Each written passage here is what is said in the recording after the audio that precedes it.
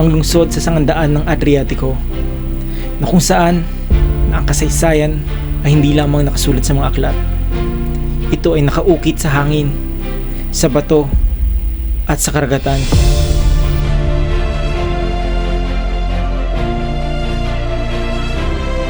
Kaya samahan niyo ako na libutin, pagmasdan ang kagandahan at kasaysayan ng Trieste, Italy.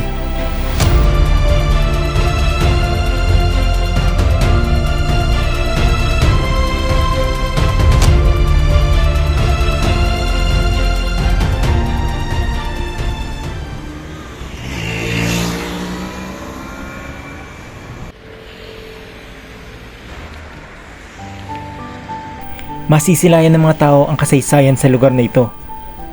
Sa isang malawak, ngunit sagrado. Ang karagatan ay nasa malapit lamang, ngunit ang bayan na ito ay parang mainit na yakap. Ang lugar na kung saan kaya mong huminga ng payapa, kung saan ang lumang kwento ay bagong bulong na nagmumula sa mga istruktura at arko na kabahagi ng kasaysayan at ng mundo.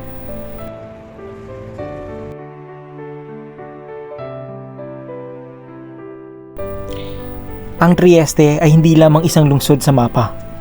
Isa itong obra na ipininta ng mga ama at mga ina na siyang humubog at naglinang. Silang nagsakripisyo para sa kaayusan at kapayapaan tungo sa magandang kinabukasan. Sa pagkupas ng liwanag, ibinunyag ng Trieste ang isang mukha. Ang lugar na alam paano mamuhay. Ang syudad ng saya na may tawanan na alam kung paano magpasalamat sa ganda ng mundo. Maging sa simpleng kwentuhan na kasama ang kaibigan o sa tahimik na sandali habang pinagmamasdan ang mga bituin sa kalangitan. Laging may kwento ng saya na naghihintay lamang na matuklasan. Ito ay hindi lang isang lungsod. Ito ay panuluyan ng daigdig.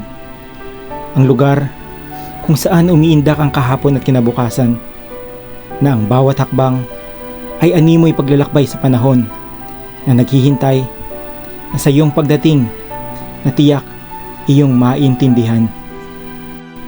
Na ang Trieste ay hindi lamang isang lugar na patutunguhan, ngunit isang tahanan na may pang-aakit na isang araw muli mong babalikan.